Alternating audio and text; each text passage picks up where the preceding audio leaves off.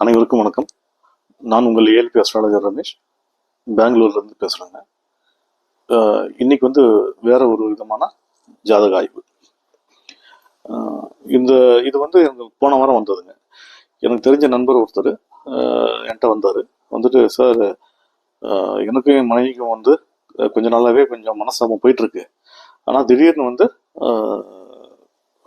டைவர்ஸ்க்கு apply பண்ணிட்டாப்புல. எனக்கு ஏன் இப்படி ஆச்சுன்னு ஒன்றும் புரியல.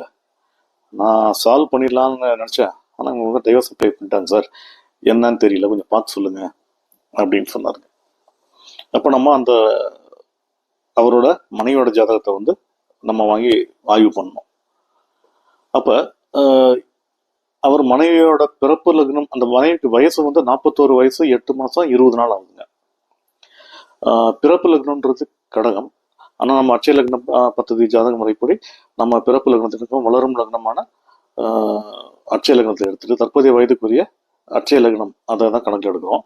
அந்த மாதிரி பார்க்கும்போது அந்த ஜாதகருக்கு ஏஎல்பி லக்னமா என்ன போயிட்டு இருக்குனாக்க தனுசு போயிட்டு இருக்கு. லக்னாதிபதி யாரு? குரு பகவான். அவர் எங்க இருக்காரு?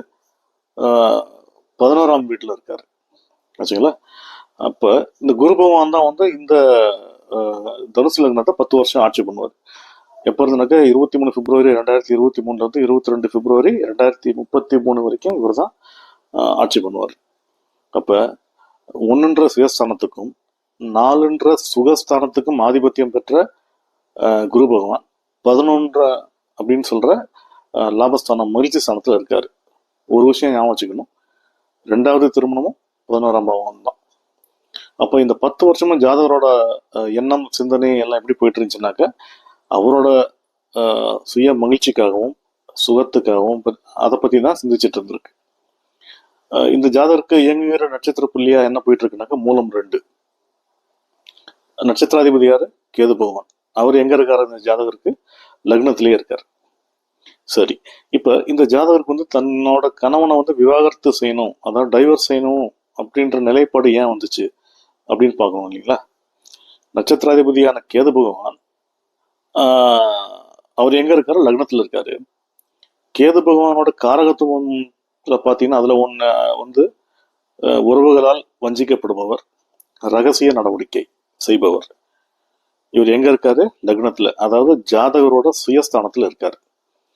கேது பகவான் லக்னத்துல இருந்து தன்னோட 7ஆம் பார்வையா 7ஆம் வீடான மிதுனத்தை பாக்குறாரு. 7ஆம் வீடுன்றது கணவன் ஸ்தானம். மிதுனத்துல யார் இருக்காரு? ராகு பகவான் இருக்காரு. அப்ப ராகுன்னு என்ன பண்ணுவாரு? பிரம்மாண்டம், பெரிதுபடுத்துதல். அப்ப இந்த ஜாதகர் என்ன ஆயிடுச்சு? உறவுகளால் வஞ்சிக்கப்பட்டு தன்னோட ரகசிய நடவடிக்கைகளால் தன் கணவனோட பகை ஏற்படுத்திக்கிட்டாரு.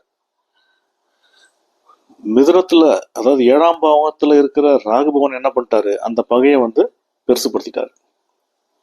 இப்ப இந்த தம்பதியருக்கு 2 குழந்தைங்க இருக்காங்க. ஒருத்தர் ஒரு 19 வயசு பையன், இன்னொரு 13 வயசு பையன். அப்படி இருந்தும் இந்த பெண்மணிக்கு தன்னோட கணவரை டைவர்ஸ் செய்யணும் அப்படின்ற எண்ணம் மனசுல எப்படி வந்துச்சு அதை பார்க்கணும் இல்லைங்களா? அதை பார்க்கும்போது மனசுன்றது என்னது? 5ஆம் பாவம். 5ஆம் பாவக லக்னாதிபதி யாரு? செவ்வாய் பகவான். அவர் எங்க இருக்காரு? 12 அப்படின்ற விரயஸ்தானம், அதாவது பிரிவுன்ற ஸ்தானத்துல இருக்காரு. செவ்வாய் 12ல இருந்து தன்னோட 8ஆம் பார்வையா எங்க பாக்குறாரு? 7ன்ற கணவர் ஸ்தானத்தை பாக்குறாரு.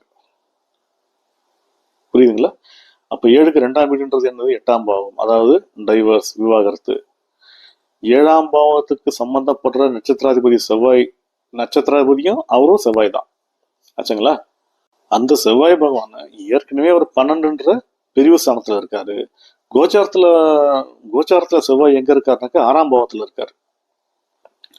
அப்ப நம்ம அட்சய லக்ன பദ്ധதி ஜாதக முறையில ஒரு விதி நமக்கு பெருமதிப்பிற்குரிய குருநாதர் என்ன சொல்லிருக்காரு? 7ஆம் பாவ நட்சத்திராதிபதி 6ல இருந்தா கருத்து வேறுபாடு ஏற்படும் கணவன் மனைவிக்குள்ளன்றது ஒரு விதி. இன்னொரு மிக முக்கியமான விதி, இந்த விதி எல்லாத்துக்கும் அப்ளை பண்ணக்கூடாது, ஒரு சிலருக்கு விதிவிலக்கா அமைஞ்சிரும். அது என்னன்னாக்கா, மூல நட்சத்திரம் 1ஆம் பாதம் 2ஆம் பாதம் போகும்போது எந்த வயதினரா இருந்தாலும் அவர்களது மனம் காதல் வயப்படும். இது ஒரு விதி. இந்த விதி ஒரு சிலரை விதிவிலக்கா அமைஞ்சிரும். இதை மைண்ட்ல வச்சுக்கணும். அப்ப இந்த பெண்மணி தன்னோட கணவரை ஏன் டைவர்ஸ்க்கு அப்ளை பண்ணாரு அப்படின்றது தெளிவா தெரிஞ்சிருச்சு இல்லைங்களா? சரி, இவருக்கு நம்ம இந்த கணவர் என்ன சொன்னார் என்கிட்ட, சார் கொஞ்ச நாளாவே மனசாம போயிட்டு இருக்கு சார் அப்படின்னு சொன்னார் இல்லைங்களா? ஆக்சுவலா பாத்தீங்கன்னா இந்த பெண்மணிக்கு தன்னோட கணவரை டைவர்ஸ் செய்து தன் ரகசிய காதலனோட 2வது திருமணம் செய்யணும் அப்படின்ற எண்ணம் எப்ப வந்துச்சுன்னா, மூல நட்சத்திரம் 1ஆம் பாதம் ஆரம்பிக்கும் போதுமே வந்துருச்சு. அதாவது எப்பனாக்க 23 பிப்ரவரி 2023 இருந்தே இந்த எண்ணம் வந்துருச்சுங்க.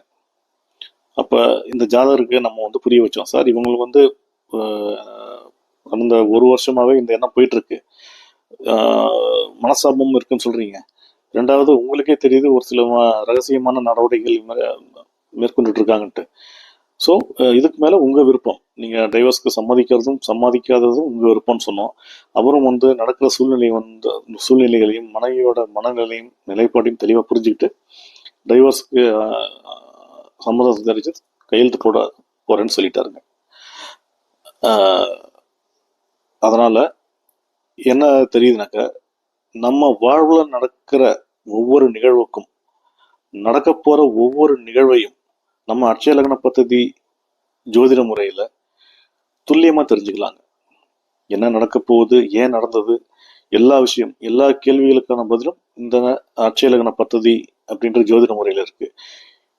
இத்தகைய அற்புதமான ஜோதிட முறையை உருவாக்கிய எனதருமை குருநாதர் திரு புதுவுடை மூர்த்தி ஐயா அவர்களுக்கும், எனக்கு கற்பித்த அனைத்து ஆசான்களுக்கும், இறைவனுக்கும், பிரபஞ்சத்திற்கும், இந்த குலதெய்வத்திற்கும் நன்றி. எல்லோரும் வாழ்க வளமுடன். வணக்கம்.